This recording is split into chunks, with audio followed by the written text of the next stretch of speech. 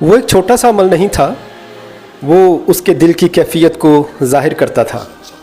वो खुदा के हुक्म से बाहर देखना चाहती थी, इसलिए वो खुदा की अदालत का शिकार हुई। यीशु मसीह ने खुद लूका 17:32 में उसके बारे में ख़बरदार करते हुए कहा, लूत की बीवी को याद रखो। जब लूत और अब्राहम के चरवाहों के दरमियान झगड़ा हुआ तो अब्राहम ने लूत से कहा, हम भाई हैं, हमारे दरमियान झगड़ा ना हो। अगर तू बाएं जाएगा तो मैं दाएं जाऊंगा, और अगर तू दाएं जाएगा तो मैं बाएं जाऊंगा। लूत ने यरदन की तराई की तरफ नज़र की। वो सरसब्ज़ो शादाब ज़मीन पानी से भरपूर और आंखों को भली मालूम होती थी, इसलिए उसने अपने लिए वही ज़मीन चुनी और अपने खैमे सदूम के करीब लगा लिए। बज़ाहिर ये फ़ैसला दुरुस्त था, लेकिन जल्द ही इसका इंतखाब उसकी रूहानी ज़िंदगी के लिए एक बड़ा ख़तरा बन गया, क्योंकि सदूम और अमूरा के लोग खुदावंद के हजूर निहायत शरीर और गुनाह में पड़े हुए थे। मुमकिन है लूत ने वहीं किसी औरत से शादी की हो। उसने अपने शोहर के साथ खुशहाल ज़िंदगी की उम्मीद में ये शहर चुना, लेकिन वो शहर गुनाह और बदअमाली में डूबा हुआ था।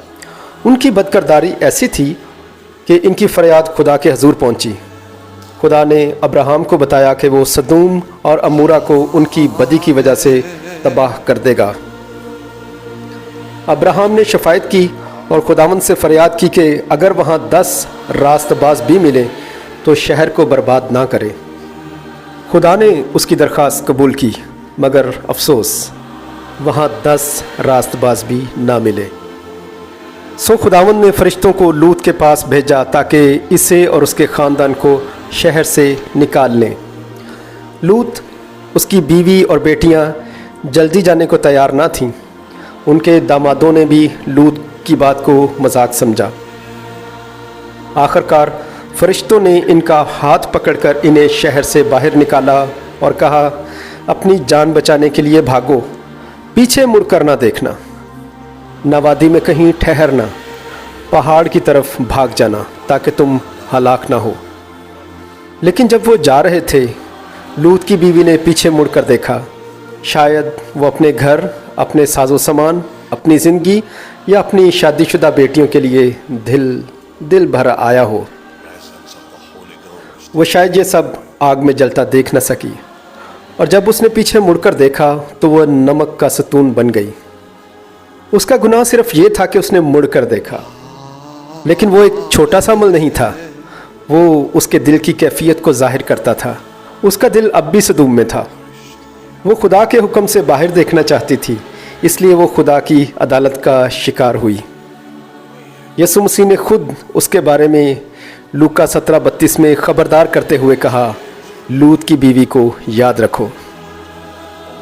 ये छोटा मगर ताकतवर जुमला एक नहायत ज़बरदस्त तंबीह है।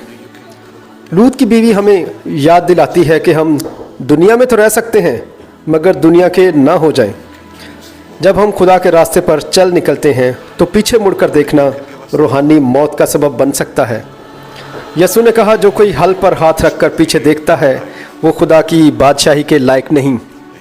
सदूम और अमूरा के गुनाह आज भी हमारे मुआशरों में पाए जाते हैं। गरूर, आराम पसंदी, काहली, लालच और ख़ुद गर्जी। आज भी बहुत सी औरतें दुनियावी चीज़ों में इतनी उलझ जाती हैं कि रूहानी ज़िंदगी पीछे रह जाती है। लेकिन आज की मसीही ख़वातीन लूत की बीवी से ये सबक सीख सकती हैं कि अपनी नज़र हमेशा आगे खुदा पर रखो, पीछे नहीं। मुकम्मल तौर पर खुदा की फर्माबरदारी की जाए। दुनिया की फ़ानी खुशियों से दिल ना लगाओ, बल्कि अब्दी इनाम पर नज़रें रखो। अपनी ज़िंदगी को दूसरों के लिए रोशनी बनाओ, ना कि आखिर में याद दहानी का सतून बन जाओ।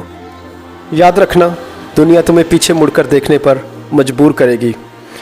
जिस दिन तुम पीछे देखोगी, तुम आगे बढ़ने की कुव्वत खो दोगी। यीशु मसीह आज पुकारता है, जागते रहो, क्योंकि तुम उस घड़ी को नहीं जानती जब इब्ने आदम आ जाएगा। शुक्रिया।